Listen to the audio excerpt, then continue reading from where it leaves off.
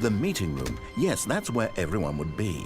Stanley just needed to get to the meeting room, and from then on, he would never be alone ever again.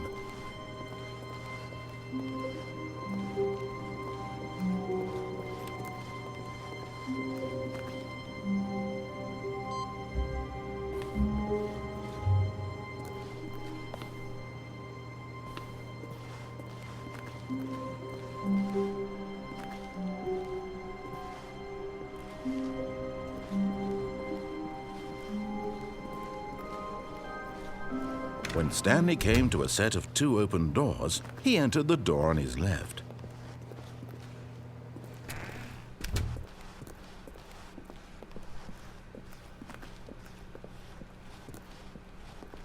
Yet there was not a single person here either.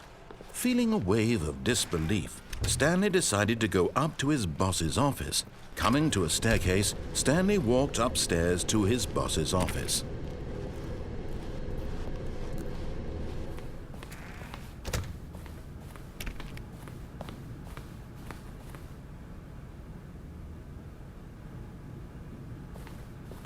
Stepping into his manager's office, Stanley was once again stunned to discover not an indication of any human life. Shocked, unraveled, Stanley wondered in disbelief who orchestrated this. What dark secret was being held from him? What he could not have known was that the keypad behind the boss's desk guarded the terrible truth that his boss had been keeping from him.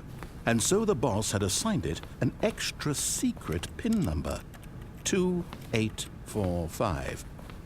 But of course, Stanley couldn't possibly have known this. Yet incredibly, by simply pushing random buttons on the keypad, Stanley happened to input the correct code by sheer luck. Amazing. He stepped into the newly opened passageway.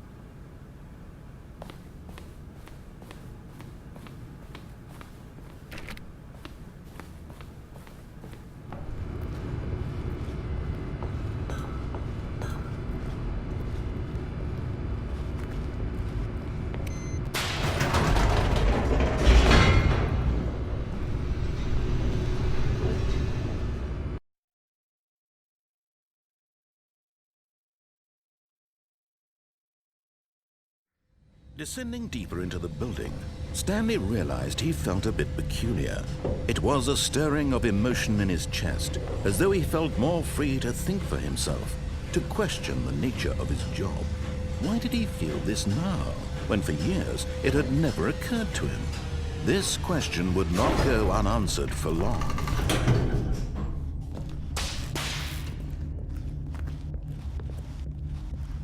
Stanley walked straight ahead through the large door that read Mind Control Facility.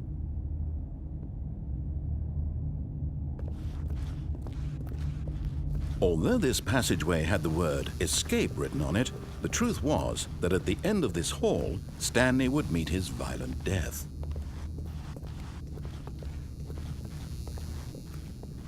The door behind him was not shut. Stanley still had every opportunity to turn around and get back on track. At this point, Stanley was making a conscious, concerted effort to walk forward and willingly confront his death.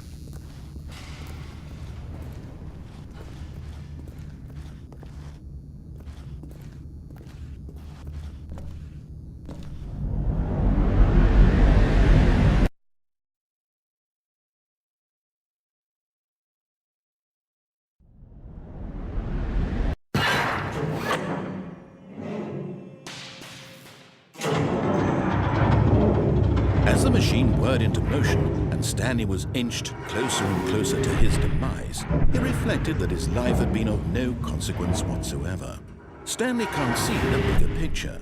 He doesn't know the real story, trapped forever in his narrow vision of what this world is. Perhaps his death was of no great loss, like plucking the eyeballs from a blind man. So he resigned and willingly accepted this violent end to his brief and shallow life. Farewell, Stanley.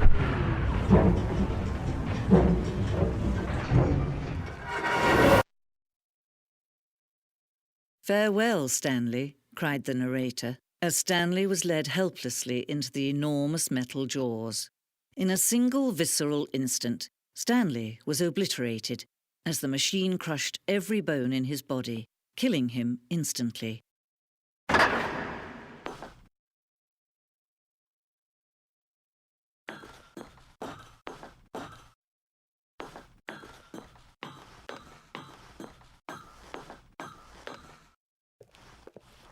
And yet it would be just a few minutes before Stanley would restart the game, back in his office, as alive as ever. What exactly did the narrator think he was going to accomplish? When every path you can walk has been created for you long in advance, death becomes meaningless, making life the same. Do you see now? Do you see that Stanley was already dead from the moment he hit start?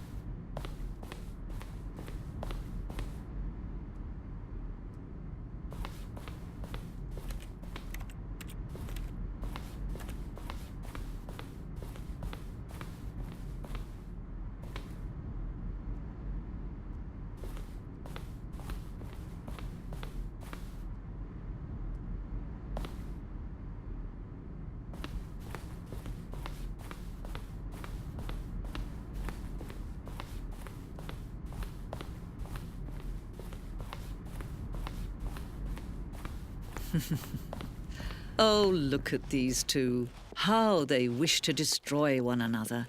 How they wish to control one another. How they both wish to be free.